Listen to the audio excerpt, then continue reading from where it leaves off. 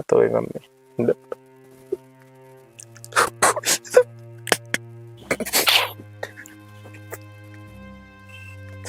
സ്കൂളിൽ അങ്ങനെ ഒരാഴ്ച അടുപ്പിച്ച് അവൻ സ്കൂളിൽ പോയില്ല. അവൻ എന്തുകൊണ്ട് പോകുന്നില്ല ചോദിച്ച പറയാം, അച്ഛാ എനിക്ക് സ്കൂളിൽ പോകണ്ട, കൊച്ചു എന്ത് പോകാത്ത സ്കൂളിൽ നിൽക്കും, എനിക്ക് സ്കൂളിൽ ഇനി പോകണ്ട അങ്ങനെ പറഞ്ഞു. പക്ഷെ നമ്മൾ നിർബന്ധിച്ച് സ്കൂളിൽ വിടുമായിരുന്നു. വെള്ള ഷാളിന് ഒരു ചൂളിട്ടാണ് കറിക്കുന്നത്. അവനെങ്കിൽ ആ മുടിച്ചൊക്കെ നന്നായിട്ട് ഇങ്ങനെ അവൻ ഗൈഡിനൊക്കെ പോകണം. ആ മുടിച്ചെല്ലാം ഇടാൻ അറിയില്ല, അല്ല ഇറുക്കിയുള്ള മുറിച്ച് ഇട്ടേക്കുന്നത്. ഇട്ടിട്ട് ഈ സ്റ്റൂളിന്റെ പുറത്ത് കയറി എന്നാണ് ഈ കാര്യം നടത്തിക്കുന്നത്.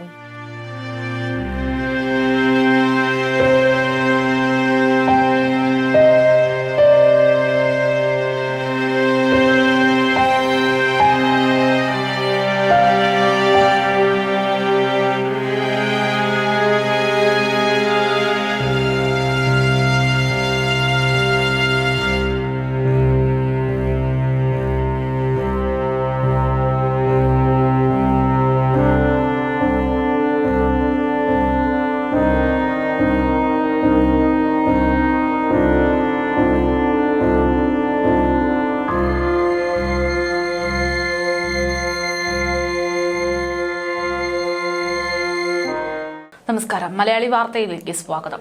2 ദിവസങ്ങൾക്ക് മുമ്പ് ഏറെ ഞെട്ടലുളവാക്കുന്ന ഒരു വാർത്തയാണ് തിരുവനന്തപുരത്ത് നിന്ന് പുറത്തു വന്നത്. തിരുവനന്തപുരം കുന്നത്തുകാൽ എന്ന് പറയുന്ന സ്ഥലത്ത് വെറും 13 വയസ്സ് മാത്രം പ്രായമുള്ള ഒരു ആൺകുട്ടി മരണപ്പെടുകയുണ്ടായി, അല്ലെങ്കിൽ ആത്മഹത്യ ചെയ്യുകയുണ്ടായി. രാവിലെ സ്കൂളിൽ പോകാൻ മടിച്ചു, അതിന്റെ പേരിൽ വീട്ടുകാർ വഴക്ക് പറഞ്ഞു എന്നൊക്കെയാണ് പറയുന്നത്. ഇതിന്റെ പേരിലാണ് അനന്തു എന്ന് പറയുന്ന അച്ചു ആത്മഹത്യ ചെയ്തത് എന്നുള്ളതാണ് വിവരം.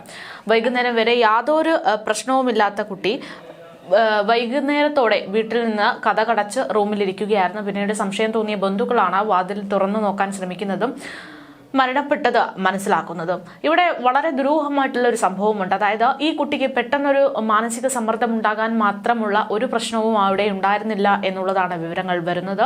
അതായത് സ്കൂളിൽ വച്ചും ഒരു പ്രശ്നവുമില്ലാത്ത കുട്ടി വീട്ടിൽ അച്ഛനും അമ്മയും മാത്രം, ഏക മകനാണ്. അപ്പോൾ അച്ഛനും അമ്മയും വഴക്കിടുന്നത് സാധാരണ രീതിയിലാണ്, അല്ലെങ്കിൽ ഒരു അതിര് കടന്ന രീതിയിൽ അമ്മ ഒരിക്കലും സംസാരിച്ചിരുന്നില്ല. അപ്പോൾ അങ്ങനെ യാതൊരു തരത്തിലും മാനസിക ബുദ്ധിമുട്ടില്ലാത്ത വലിയൊരു സങ്കടമോ അല്ലെങ്കിൽ താങ്ങാൻ പറ്റാത്ത പ്രശ്നങ്ങളോ ഒന്നും തന്നെ ഇല്ലാത്തൊരു 13 വയസ്സുകാരി കുട്ടി ആത്മഹത്യ ചെയ്തു എന്നുള്ള വാർത്ത പുറത്തു വരുമ്പോൾ തീർച്ചയായിട്ടും അതിലൊരു വലിയ സംശയം അവിടെ അവശേഷിക്കുന്നുണ്ട്. പോസ്റ്റ്മോർട്ടം റിപ്പോർട്ട് അടക്കം വരുമ്പോൾ അസ്വാഭാവികതയൊന്നും തന്നെ ഇല്ല എന്ന് പറയുമ്പോഴും എന്തിന് ആ കുട്ടി ആത്മഹത്യ ചെയ്തു എന്നുള്ളൊരു സംശയമാണ് ഇവിടെ നിൽക്കുന്നത്. ബന്ധുക്കളും നാട്ടുകാരും ഒക്കെ പറയുന്നത് എല്ലാത്തിനും ഏറ്റവും എനർജറ്റിക് ആയിട്ട് നിൽക്കുന്ന ഒരു കുട്ടിയാണ് എന്നുള്ളതാണ്. വീട്ടിലുള്ള പശുക്കിടാങ്ങളെ അടക്കം വളർത്തുന്ന കുട്ടി അന്ന് വൈകിട്ട് അസ്വാഭാവികമായിട്ട് ആ മൃഗങ്ങളെയൊക്കെ പരിപാലിക്കുന്നതിനിടയിൽ ഉമ്മ വയ്ക്കുന്നത് അടക്കമുള്ള കാര്യങ്ങൾ ശ്രദ്ധിച്ചിരുന്നു. അതായത് കുട്ടി ആത്മഹത്യ ചെയ്യണം എന്നുള്ള കാര്യം തീരുമാനിച്ചിരിക്കാം എന്നുള്ള തരത്തിലുള്ള സംശയങ്ങളാണ് പുറത്തു വരുന്നത്. അങ്ങനെയാണെങ്കിൽ കുട്ടി എന്തിന് ആത്മഹത്യ ചെയ്തു എന്നുള്ളതാണ് ഇവിടെ സംശയം. നിലവിൽ പുറത്തു വന്ന റിപ്പോർട്ട് പ്രകാരം, സംശയങ്ങൾ പ്രകാരം കുട്ടി മൊബൈൽ അഡിക്റ്റ് ആയിരുന്നുവെന്നും ഗെയിം കളിക്കുന്നതിന്റെ ഭാഗമായിട്ടാണ് ഇങ്ങനെ ജീവൻ ഒടുക്കിയത് എന്ന തരത്തിലുള്ള കാര്യങ്ങളൊക്കെയാണ് പുറത്തു വന്നത്. പക്ഷേ ഇന്ന് അവരുടെ ബന്ധുക്കളുമായി നേരിട്ട് സംസാരിച്ചപ്പോൾ മനസ്സിലാക്കാൻ സാധിച്ചത് അത്തരത്തിൽ ഫോൺ അഡിക്റ്റ് ആയിട്ടുള്ള ഒരു കുട്ടിയല്ല അത്. അതുകൊണ്ട് തന്നെ സ്വാഭാവികമായിട്ടും ഫോണിൽ നിന്നുണ്ടായിട്ടുള്ള ഒരു സമ്മർദ്ദമോ ഗെയിം അതിന്റെ ഭാഗമായിട്ടുള്ള ഒരു ടാസ്കോ അങ്ങനെ ഒന്നും തന്നെയല്ല ഈ കുട്ടിയുടെ ആത്മഹത്യയിലേക്ക് നയിച്ചിരിക്കുന്നത്. അങ്ങനെയാണെങ്കിൽ എന്തിനാ കുഞ്ഞ് ആത്മഹത്യ ചെയ്തു എന്നുള്ള ചോദ്യം വലിയ രീതിയിൽ ആശങ്കപ്പെടുത്തുന്നുണ്ട്, ദുരൂഹമായി നിൽക്കുന്നുണ്ട്. എന്തായാലും അവരുടെ ബന്ധുക്കൾ നമ്മളോട് പറയുന്നത് കൂടെ കേൾക്കാം. നമസ്കാരം. നമ്മൾ നിൽക്കുന്നത് അനന്തുവിന്റെ വീട്ടിലാണ്. അനന്തുവിന്റെ ബന്ധു നമ്മളോടൊപ്പം ചെയ്യുന്നുണ്ട്. ചേട്ടാ, ഒരു ആത്മഹത്യ എന്നതിനേക്കാൾ ഉപരി ചെറിയൊരു കുട്ടിയാണ്, ഒരു ചെറിയൊരു കുട്ടിയിൽ എങ്ങനെയാണ് ഇത്തരത്തിലൊരു ചിന്താഗതിയിലേക്ക് വരുന്നത്? കുഞ്ഞെങ്ങനെ വലിയ ആളുകളൊക്കെ ആയിട്ട് സംസാരിക്കുന്ന കൂട്ടത്തിലായിരുന്നു? വലിയ ആളുകളായിട്ട് സംസാരിക്കുന്ന ആ രീതിയിലല്ല, പക്ഷെ അവൻ്റെ ഫ്രണ്ട്സ് എന്ന് പറയുന്നത് ചെറിയ കുട്ടികളെക്കാളും വലിയ കുട്ടികളുമായിട്ടുള്ള കൂടുതൽ മിംഗിളിംഗ് ആണ്. എല്ലാവരുമായിട്ടും നല്ല രീതിയിലാണ് സംസാരിക്കുന്നതും ബാക്കിയുള്ള കാര്യങ്ങളിൽ ഇടപെടുന്നതും. ഇവിടെ നാട്ടിലുള്ള കാര്യമായാലും ഓണാഘോഷമായാലും ക്രിസ്മസ് ആയാലും എല്ലാ പരിപാടിയും ഇവിടുത്തെ അവന് വേണ്ടി തന്നെ ഒരു പിള്ളേരുടെ സെറ്റുണ്ട്. എന്നാലും അവൻ വലിയ പിള്ളേരുമായിട്ട് അങ്ങനെ കൂടുതൽ മിങ്കിളല്ല. എന്നാലും ഒരു +2 ആ ലെവലിലുള്ള പയ്യന്മാരായിട്ടൊക്കെയാണ് അവന് കൂടുതൽ കമ്പനി ഉണ്ടായിരുന്നത്. അങ്ങനെ അങ്ങനത്തെ അവന് വേറെ ദുശീലങ്ങളോ ബാക്കിയുള്ള കാര്യങ്ങളോ ഒന്നും അവന് പ്രത്യേകിച്ചൊന്നും ഇല്ലായിരുന്നു. ആള് നോർമലായിരുന്നു. വേറെ ബുദ്ധിമുട്ടൊന്നും അവനില്ല. അവൻ എല്ലാവരുമായിട്ടും നമ്മുടെ അടുത്ത് നല്ല സ്നേഹത്തിലായിരുന്നു പെരുമാറുന്നത്. വീട്ടുകാരുമായിട്ടുള്ള അറ്റാച്ച്മെന്റും അങ്ങനെയായിരുന്നു. അച്ഛനും അമ്മയൊക്കെ ആയിട്ട് അങ്ങനെയായിരുന്നു. അച്ഛനും അമ്മയായിട്ട് നല്ല സ്നേഹിച്ചാണ് അവരെ വളർത്തിയത്. വേറെ കുഴപ്പമില്ല. അവന് അച്ഛനും അമ്മേനേക്കാളും നമ്മളാണ്. ഞാൻ അവന്റെ അച്ഛൻ്റെ അനിയനാണ്, 2 അക്കളാണ്. എൻ്റെ അനിയനുണ്ട്, കൊച്ചനാണ്. അവൻ്റെ എല്ലാ നമ്മൾ അവന് എന്ത് ആവശ്യമുണ്ടെങ്കിൽ നമ്മൾ ചെയ്ത് കൊടുക്കുക. പക്ഷെ അവനിങ്ങനെ ചെയ്യുമെന്ന് നമ്മൾ ഒരിക്കലും പ്രതീക്ഷിച്ചു. ഇവിടെ അടുത്താണോ വീട്? ആരെ? ചേട്ടന്റെ വീട് ഇവിടെ? എൻ്റെ വീട് ഒരു 5 കിലോമീറ്റർ അടുത്താണ്. ഞാൻ വീട് വെച്ച് താമസിച്ചത് കുടുംബ വീടാണ്. കുടുംബ വീട്ടിലാണ് ചേട്ടനും കുടുംബവും താമസിച്ചിരുന്നത്. അപ്പോൾ ഇവിടെ തന്നെ ഉണ്ടായിരുന്നു. എല്ലാ ആഴ്ചയും 2 ആഴ്ച കുടുംബം ഞാൻ വരും. എനിക്ക് ജോലിയുണ്ട്, ഞാൻ സർവീസിലാണ്. ഞാൻ അവൻ്റെ കൂടെ അവൻ എല്ലാ കാര്യങ്ങളും, ഞാൻ സർവീസിലെ പട്ടാളത്തിലാണ്. അവന് പട്ടാളത്തിൽ ചേരണമെന്ന് ഭയങ്കര ആഗ്രഹമുണ്ട്. അവനതിനുള്ള മോട്ടിവേഷൻ എല്ലാം കൊടുക്കും. അവൻ ഈ പറയുന്നത് പോലെ മൊബൈൽ ഉപയോഗിച്ച് കൂടുതലായിരുന്നു. മൊബൈൽ ഉപയോഗിക്കാൻ അവന് സ്വന്തമായിട്ട് മൊബൈലില്ലേ. കൊറോണ കാലത്ത് നമ്മുടെ പഞ്ചായത്തിന്റെ കീഴിൽ DFI സംഘടന ഒരു മൊബൈൽ അവന് കൊടുത്തിട്ടുണ്ടായിരുന്നു. ആ മൊബൈൽ കുറെ ദിവസം യൂസ് ചെയ്തു. പിന്നെ ഈ കൊറോണ കാലം കഴിഞ്ഞപ്പം ആ മൊബൈൽ അവൻ്റെ നശിച്ചു പോയി. പിന്നെ മൊബൈലില്ല. പിന്നെ അവൻ്റെ അച്ഛൻ്റെ മൊബൈലാണ് യൂസ് ചെയ്യുന്നത്. അത് നമ്മൾ വളരെ ലിമിറ്റായിട്ടേ അവന് കൊടുക്കാറുള്ളൂ. ഞാൻ വീട്ടിൽ നിന്ന് വിളിച്ച് പറഞ്ഞ മൊബൈൽ ഇൻഡിവിജ്വലായിട്ട് യൂസ് ചെയ്യാൻ കൊടുക്കല്ലേ. അവന് സ്വന്തമായിട്ട് വേറെ ഐഡിയോ ഒന്നും ഉണ്ടാക്കാനുള്ള കഴിവില്ല. അതൊക്കെ ഞാനാണ് അവന് ഇൻസ്റ്റാഗ്രാമിലായാലും ഫേസ്ബുക്കിലായാലും എൻ്റെ ഐഡിയ യൂസ് ചെയ്തുകൊണ്ടിരുന്നത്. ഞാൻ പറഞ്ഞ മക്കളെ അതൊന്നും ചെയ്യാൻ പാടില്ല. അങ്ങനെ സ്വന്തമായിട്ട് അവന് Gmail ID കൊടുത്തു. അവൻ അങ്ങനെ വേറെ ഒന്നും നോക്കില്ല. കുറച്ച് വീഡിയോ ഗെയിം, അങ്ങനെ ഗെയിംസ് ലെവലിലൊന്നും പോകത്തില്ല. ഫേസ്ബുക്കും ഇൻസ്റ്റാഗ്രാമും ഒക്കെ ചെയ്യും. പിന്നെ സ്വന്തമായിട്ട് അവനൊരു ബ്ലോഗൊക്കെ ഉണ്ടായിരുന്നു, അച്ചൂസ് വ്ളോഗ് എന്ന് പറഞ്ഞ്. അവൻ സ്വന്തമായിട്ടുള്ള കാര്യങ്ങളൊക്കെ ചെയ്യുമായിരുന്നു. അത് വീഡിയോ ഒക്കെ എടുത്ത് നമുക്ക് ഷെയർ ചെയ്യാം. കൊച്ചനാണ്. ഇപ്പം നമ്മൾ ആൾക്കാരുടെ അടുത്ത് എങ്ങനെ ഇടപെടുന്നു അതേപോലെ ഒരു ജീവികളുടെ അടുത്തും അവന് ഭയങ്കര താല്പര്യമായിരുന്നു. അവൻ ആടുണ്ട്, സ്വന്തമായിട്ട് ആടിനെയൊക്കെ നോക്കുമായിരുന്നു. കോഴിയുണ്ട്, അതേപോലെ പൂച്ച, പട്ടി എല്ലാം അവൻ്റെ സ്വന്തമായിട്ടുള്ള എല്ലാ കാര്യങ്ങളും നോക്കുമായിരുന്നു. അവർക്കൊക്കെ ആഹാരം കൊടുക്കുന്നു, അവരെ കെട്ടുന്നതിന് ആഹാരം കൊടുക്കുന്നു, നോക്കുന്ന എല്ലാവരായിരുന്നു. അതായത് മൊബൈൽ കളി കുറവായിരുന്നു. വളരെ വളരെ കുറവാണ്. മൊബൈലായിട്ട് അവന് ഉണ്ട് എന്ന് പറഞ്ഞു കഴിഞ്ഞാൽ നമുക്കൊരു ലിമിറ്റഡ് പീരീഡ്. രാവിലെ സ്കൂളിൽ പോയിട്ട് വന്ന് വൈകുന്നേരം ട്യൂഷന് പോകുന്നതിന് മുമ്പ് ഒരു അരമണിക്കൂർ വല്ല ഭക്ഷണം കഴിക്കുന്ന സമയത്ത് എന്തെങ്കിലും മൊബൈൽ നോക്കുന്നത്. നോക്കുന്നത് എന്താണെന്ന് നമുക്കറിയാം. നമ്മളെ കൂടെ വന്നിട്ട് നമുക്കറിയാം ആ ലെവലിൽ അവൻ ഏത് ലെവലിലൊക്കെ നോക്കുന്നു. കാരണം നമ്മൾ ഇത്രയും മുതിർന്നവരവനെ പല കാര്യങ്ങളിലും നമ്മളവനെ ഇതൊരു ഗെയിമിലൊന്നും ഇൻവോൾവ് ആവല്ലേ, ബാക്കിയുള്ള വേറെ ചാറ്റിങ് അങ്ങനത്തെ കാര്യങ്ങളിലൊന്നും ഇൻവോൾവ് ആവില്ലേ നമ്മൾ പറഞ്ഞിട്ടുണ്ട്. പക്ഷെ അവന് അങ്ങനെ ഒരു ബുദ്ധിമുട്ടില്ല. പക്ഷെ അവന് ഇടയ്ക്കുണ്ടായിരുന്ന സ്കൂളിൽ ഈ ഓണപരീക്ഷ കഴിഞ്ഞതിന് ശേഷം മാർക്കൊക്കെ കുറച്ച് മോശമായിരുന്നു. അപ്പം അതുകൊണ്ട് ആ സ്കൂളിൽ നിന്ന് 2-3 പ്രാവശ്യം വിളിച്ച് പറഞ്ഞു അച്ചു വളരെ ബാക്കിലാണ്. അപ്പം ഇവർ അത് അന്വേഷിച്ചു കണ്ടുപിടിച്ചില്ല എന്താണ് കുഴപ്പം. അവൻ കുറച്ച് ലാഗാണ്. അപ്പം നമ്മളെല്ലാം കൂടി ഒരു ദിവസം ഇങ്ങനെ പറയുകയും ചെയ്തു അവനെ ഇങ്ങനെ നമുക്ക് സ്കൂളിൽ പോയി ഒന്ന് അന്വേഷിക്കണം. അപ്പം അങ്ങനെ സ്കൂളിൽ അങ്ങനെ ഒരാഴ്ച അടുപ്പിച്ച് അവൻ സ്കൂളിൽ പോയില്ല. അവൻ എന്തുകൊണ്ട് പോകുന്നില്ല ചോദിച്ചാൽ പറയാം അച്ഛാ എനിക്ക് സ്കൂളിൽ പോകണ്ട, കൊച്ചു എന്ത് പോകാത്ത സ്കൂളിൽ നിൽക്കും, എനിക്ക് സ്കൂളിൽ ഇനി പോകണ്ട അങ്ങനെ പറഞ്ഞു. പക്ഷെ നമ്മൾ നിർബന്ധിച്ച് സ്കൂളിൽ വിടുമായിരുന്നു. സ്കൂളിൽ പോയി കഴിഞ്ഞാലും ടീച്ചർമാരങ്ങനെ പറഞ്ഞു അവൻ വീണ്ടും ഭയങ്കര ഒരു ഗ്ലൂമി ടൈപ്പിലല്ല, കുഴപ്പമില്ല, നല്ല ആക്റ്റീവാണ്. പക്ഷെ അവന് സ്കൂളിൽ ട്യൂഷന് പോകുന്ന കാര്യത്തിലൊക്കെ ഭയങ്കര ഡിലേ ആയിരുന്നു. എന്തുകൊണ്ടാണെന്ന് നമുക്ക് അറിഞ്ഞുകൂടാ. നമ്മൾ അന്വേഷിച്ചില്ല. അപ്പം അങ്ങനെ ഒക്കെ നമ്മൾ തന്നെ എനിക്ക് ഇനി ഒരു അനിയനുണ്ട്, പുള്ളി സർവീസിലാണ്. പുള്ളി നമ്മളും കൂടി തീരുമാനിച്ചു ഒരു കൗൺസിലിംഗ് അവന് കൊടുക്കണമെന്നുള്ള ഒരു മനസ്സിലുണ്ട്. കാരണം അവൻ എന്താണെന്ന് മറ്റുള്ളവരായിട്ടും മിങ്കിൾ ചെയ്യാത്ത എന്താണെന്നും അതിനെക്കുറിച്ചുള്ള ബാക്കിയുള്ള കാര്യങ്ങൾ സംസാരിക്കുന്ന എല്ലാം അവൻ എന്ന് പറഞ്ഞാൽ അന്നത്തെ ദിവസം മരണപ്പെടുന്ന ദിവസം അന്ന് ഞാനിവിടെ ഉണ്ടായിരുന്നു. അന്ന് രാവിലെ 9 മണിക്ക് സ്കൂളിൽ പോകാതെ വീട്ടിൽ ഇരിക്കുക. വീട്ടുകാർ ചോദിച്ചു എന്ത് സ്കൂളിൽ പോകണില്ല. ഇല്ല ഞാൻ സ്കൂളിൽ പോകണില്ല, എനിക്ക് ആ സ്കൂളിൽ പോകണം. അപ്പം ട്യൂഷനും പോകുന്നില്ല. അപ്പം ഇവർ പറഞ്ഞു ഒരു കാര്യം മക്കള് സ്കൂളിൽ പോയേ പറ്റൂ, പഠിച്ചാൽ രക്ഷപ്പെടും അങ്ങനെ പറഞ്ഞു അവർ നിർബന്ധിച്ച് സ്കൂളിൽ അയച്ചു. അപ്പം എൻ്റെ അമ്മയാണ് കൊണ്ടാക്കാൻ നിന്നത്. പിന്നെ വേറെ ആളെ കണക്ട് ചെയ്ത് അവന് സ്കൂളിൽ കൊണ്ടാക്കി. അന്നത്തെ ദിവസം അവന് വേറെ അതായിട്ടൊരു ബുദ്ധിമുട്ടായിട്ട് സ്കൂളിൽ വേറെ പ്രശ്നമൊന്നും ഉണ്ടായിരുന്നില്ല. കൃത്യമായിട്ട് 3 മണിക്ക് സ്കൂൾ ക്ലാസ് കഴിഞ്ഞ് ഇവിടെ വന്ന് വീട്ടിലുള്ള ദൈനംദിന കാര്യങ്ങളെല്ലാം ചെയ്തു. അവന് നമുക്കൊരു അമ്പലമുണ്ട് സ്വന്തം, അമ്പലത്തിൽ വിളക്ക് കൊളുത്തുന്നത് അവനാണ്. അതും കഴിഞ്ഞ് അവൻ 4-5 മണി അവൻ ട്യൂഷന് പോയി.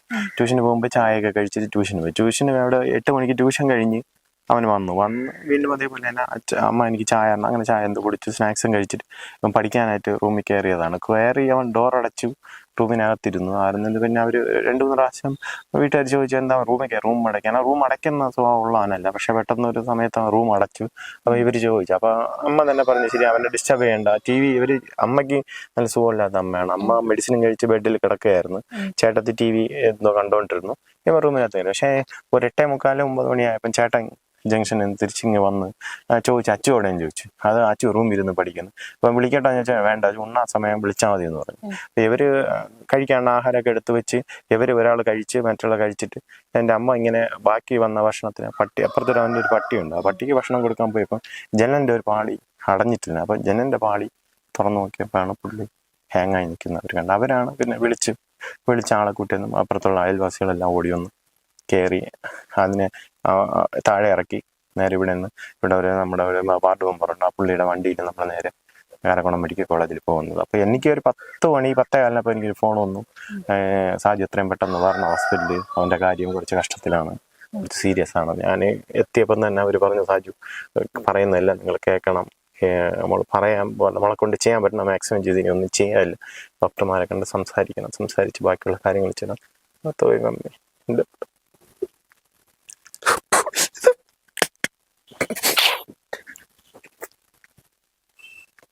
ബാക്കിയുള്ള നടപടിക്രമങ്ങളൊക്കെ ചേർന്ന് അന്ന് രാത്രി എല്ലാം ചെയ്ത് പിറ്റേ നമ്മൾ പോസ്റ്റ്മോർട്ടം വേണ്ട മെഡിക്കൽ കോളേജിൽ നമുക്ക് നമ്മൾ പോസ്റ്റ്മോർട്ടത്തിൽ എന്തെങ്കിലും രസൗകര്യതയില്ലെന്നാ പറയുന്നത്. അവര് തെളിവെടുപ്പും ബാക്കിയുള്ള കാര്യങ്ങളൊക്കെ ചെയ്തിട്ട് അവര് പറയുന്നത് ഇതിലൊന്നുമില്ല, വേറെ അവർക്ക് പ്രത്യേകിച്ചിട്ടൊന്നും കാണാനും ഒന്നും പറ്റിയില്ലെന്നാണ് പറയുന്നത്. പിന്നെ എന്ത് സംഭവിച്ചു എന്നുള്ളത് അതും നമുക്കിതുവരെയും എന്താണ്, അവന് മെന്റലി എന്തെങ്കിലും പ്രശ്നം ഉണ്ടായിരുന്നു, സ്കൂളിൽ എന്തെങ്കിലും പ്രശ്നം ഉണ്ടായിരുന്നു എന്താണെന്ന് അവൻ പറയുന്നില്ല. എന്താ പറയില്ല, നമുക്ക് ചോദിച്ചിട്ട് അവന്റെ സാറുമാരോട് സംസാരിച്ചപ്പോൾ അങ്ങനെ ഒരു കുട്ടിയല്ല അവൻ, അങ്ങനെ അവന് വേറെ ബുദ്ധിമുട്ടൊന്നും ഇല്ലെന്നാണ്. സുഹൃത്തുക്കളോടൊക്കെ സംസാരിക്കാം. അല്ല, സുഹൃത്തുക്കളെല്ലാവരും ഉണ്ടായിരുന്നു. സുഹൃത്തുക്കൾക്കൊന്നും വിശ്വസിക്കാൻ പറ്റിയില്ല, അവനിങ്ങനെ സംഭവിക്കും എന്നുള്ള ഒരു കാര്യത്തിൽ വിശ്വസിക്കാൻ പറ്റിയില്ല. അവർക്ക് ഇപ്പോഴും അവനെ വിശ്വസിക്കാൻ പറ്റില്ല. അച്ഛൻ അവരെ വിട്ടു പോയെന്ന്. ആരും ഇവിടെ വരുന്നില്ല, ആരും വരെ വീട്ടിൽ നിന്ന് ഇറങ്ങുന്നില്ല. ഞാൻ എല്ലാവരുടെ അടുത്തും പറഞ്ഞ് അങ്ങനെ ചെയ്യല്ലേ, അവർ ശ്രദ്ധിച്ചോണം പിള്ളേരെയൊക്കെ. കൂട്ടുകാരനായിരുന്നു, നമ്മളവിടെ കളിക്കാനും എല്ലാത്തിനും ചെറുതിലേ തൊട്ട് വരും. ഇവിടെ അടുത്തൊരു ക്ഷേത്രമുണ്ട്, അവിടെ എല്ലാ വർഷവും ഇവർ കളിക്കാനും ആഹാരം കഴിക്കാനും എല്ലാം പോകുമ്പോഴേ അവനെ വന്ന് വിളിച്ചോണ്ടു. പിന്നെ നമ്മളവിടെ പിള്ളേര് ഓണത്തിനുള്ള ആഘോഷങ്ങൾ, ക്രിസ്മസിന് ഇതെല്ലാം ഇവർ ഒത്തുകൂടി ഈ ഒരു വർഷത്തിന് മുമ്പേ എൻ്റെ കൊച്ചുമ്മ ഇവിടെ ഇല്ല, ഇവരങ്ങ് വണ്ടിത്തെടുത്ത് വാടകയ്ക്ക് താമസിക്കും. അതിനുശേഷം കൂടുതൽ കൂട്ടില്ല. ഇവര് ഈ വഴിക്കുള്ള ബാറ്റ് കളിക്കാനും ഫുട്ബോൾ കളിക്കാനും ഇതിനൊക്കെ അവർ ചെറുതിലൊക്കെ വരും. ഇപ്പോഴും ഞങ്ങളുടെയൊക്കെ വലിയ കാര്യം ഒരു കുഴപ്പമില്ല. വീട്ടിലും അച്ഛനും ഇല്ല അമ്മയില്ലാണ് ആ കൊച്ചിന്റെ അമ്മ, അതും വലിയ കാര്യം. അമ്മമ്മ തള്ള, പിന്നെ അവന്റെ കൊച്ചച്ചന്മാരെല്ലാം ഇവൻ അന്വേഷിക്കും. എന്തിനു വേണമെന്ന് പറഞ്ഞാലും വാങ്ങിച്ചു കൊടുക്കും. സൈക്കിൾ വേണമെന്ന് പറഞ്ഞാൽ അവന്മാര് വാങ്ങിച്ചു കൊടുക്കും. ആ പട്ടാളത്തിലെ ജോലിയാണ് രണ്ടുപേരും. ഇവനെങ്കിൽ പാവം തന്തിയെ ഒരു സുഖമില്ലാത്തായിരുന്നു മുമ്പേ, ഇപ്പം അസുഖമൊക്കെ മാറി തൊഴിലുറപ്പ് സ്ഥലത്ത് നമ്മളെ കൂടിയാണ് അവൻ ജോലിക്കുകയാണ്. അതിന് പാവം അവരാടൊക്കെ വളർത്തിയും അതൊക്കെയാണ് അവൻ കഴിയുന്നത്. പിന്നെ എല്ലാ കാര്യവും അവൻ എന്തൊരു വേണമെന്ന് പറഞ്ഞാലും വാങ്ങിച്ചു കൊടുക്കും. ഇതെങ്ങനെ സംഭവിച്ചെന്ന് നമുക്ക് ഇനി അറിയാൻ പാടില്ല. അവൻ പിന്നെ ട്യൂട്ടോറിയൽ പോവാൻ ഇഷ്ടമില്ലെന്ന് ഒരാഴ്ച കൊണ്ട് ട്യൂട്ടോറിയൽ പോവാതെ ഇവിടെ അടുത്തൊരു വീട്ടിൽ ട്യൂഷന് പോയി. മുമ്പേ അവിടെയാണ് പോയിരുന്നത്. അപ്പൊ അടുത്തൊരു വീട്ടിൽ ട്യൂഷന് പോയിട്ട് വന്ന് 7:45 അവരവിടെ വിട്ടെന്ന് 8 മണിയായപ്പം ഇവിടെ വന്ന് അവൻ ഇത് ചായയും കുടിച്ച് ഇരുന്നിട്ട് ആഹാരം കഴിച്ചോ ഇല്ല നമുക്കറിയാൻ പാടില്ല. അവനൊരു റൂമുണ്ട്, അവിടെയാണ് അവൻ കിടക്കണേ. പുസ്തകവും ബുക്കും എല്ലാം അവിടെയാണ് വെച്ചിരിക്കുന്നത്. ഇപ്പോഴും കുറച്ച് സമയമായി, ഒരു 8-8:30 ആകുമ്പോ ഇവര് തള്ളാരിഞ്ഞ് അമ്മച്ചി തള്ള ഗുളികന്തര കഴിച്ചോണ്ട് കിടന്നപ്പോ ഇവൻ കുറച്ച് സമയം അമ്മച്ചിയുടെ അടുത്ത് പോയി കിടന്നിട്ട് പിന്നെ തള്ള കണ്ടോണ്ടിരുന്നത് എന്തരെന്ന് അറിഞ്ഞില്ല. ഇവ അങ്ങ് റൂമിൽ എന്നും കയറും പോലെ കയറി കുറച്ചു നേരം കഴിഞ്ഞപ്പം വാതിൽ രണ്ടും പൂട്ടിയിട്ട് പിന്നെ ഇവരങ്ങോട്ട് വിളിച്ചപ്പം കണ്ടില്ല. ഒടുവില് തന്തിയായി അങ്ങ് പാർട്ടി സമ്മേളനത്തിന് കാലായിൽ അങ്ങോട്ട് പോയിട്ട് വന്നപ്പോഴ് ഇവര് എന്തേരം ഉന്തി നോക്കിയപ്പം പാടില്ല. പിന്നെ അവൻ കാലുകൊണ്ട് ചവിട്ടി തുറന്നു. അപ്പോഴും ഒരു അടുത്തുള്ള ഒരാൾ വന്ന് അതിന് ഇത്ര നീളമുള്ള ഒരു വെള്ള ഷാളിന് ഒരു സ്റ്റൂളിട്ടാണ് കയറിക്കുന്നത്. അവനെങ്കിൽ ആ മുടിച്ചൊക്കെ നന്നായിട്ട് ഇങ്ങനെ അവൻ ഗൈഡിനൊക്കെ പോകണം.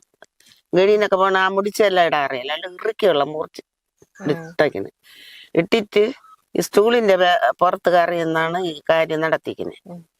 അപ്പോഴേ എല്ലാരും കൂടി അറുത്ത് ഇട്ടിട്ട് അവൻ ജീവനുണ്ടെന്നും പറഞ്ഞു ഓടി. ഇപ്പൊ നമ്മൾ അവിടെ കണ്ടോണ്ടിരുന്നപ്പോ ഒരു വിളിയാക്കണം. അപ്പൊ ആരോ കുടിച്ചോണ്ടാറ്റ ബഹളം ഉണ്ടാക്കണം എന്ന് പറഞ്ഞു നോക്കിയപ്പോ എന്റെ അച്ചു എന്ന് പറയും. വീട്ടുപേര് അച്ചു എന്നാണ് അവന്റെ പേര്, അനന്ത് വീട്ടുപേര്, സ്കൂളിലെ പേര്. അങ്ങനെ നമ്മളെല്ലാം കൂടി നോക്കിയപ്പോ അവനെ കാരക്കുളം മെഡിക്കൽ കോളേജിൽ കൊണ്ടുപോയപ്പോഴ് ജീവനില്ലെന്നാണ്, ഇവിടെ വെച്ച ജീവനില്ലെന്നാണ് പറയുന്നത്. നമ്മൾ രാത്രി ഓടിപ്പോയപ്പോഴുണ്ട് ഈ ഫാനിൽ തൂങ്ങിയിരിക്കുന്നത്. ആളിനെ കണ്ടില്ല. അതിന് മുമ്പേ അങ്ങ് ആശുപത്രി കൊണ്ടുപോയി. ചെറിയ ഷാളിന്റെ ഒരു പകുതി, ഒരു കാൽഭാഗം തറയിൽ കിടക്കണം കണ്ടുകൊണ്ട് നമ്മൾ എന്തൊരു ചെയ്ത് ഓടി എല്ലാരും കൂടി പോയി. അപ്പം മെഡിക്കൽ കോളേജിൽ എല്ലാരും നോക്കിയപ്പോഴും പിന്നെ കുറച്ച് സമയം കഴിഞ്ഞ് കാരക്കോണ ആശുപത്രിയിൽ കിടക്കണമെന്ന് പറഞ്ഞ് അവിടെ ഇരുന്നപ്പം പിന്നെ രാത്രി പോലീസൊക്കെ വന്ന് അവന്റെ റൂമിലൊക്കെ കയറിയപ്പോൾ നമ്മൾക്ക് അവിടെ ഉണ്ടായിരുന്നു. അങ്ങനെ ഇത്രയും സംഭവം നമുക്കറിയാം. അല്ലാതെ അവൻ നേരത്തെ ആരോടും ഒരു വഴക്കിനും പോയിട്ടില്ലെന്നും അറിയാം. എല്ലാവരുടെയും വലിയ കാര്യം.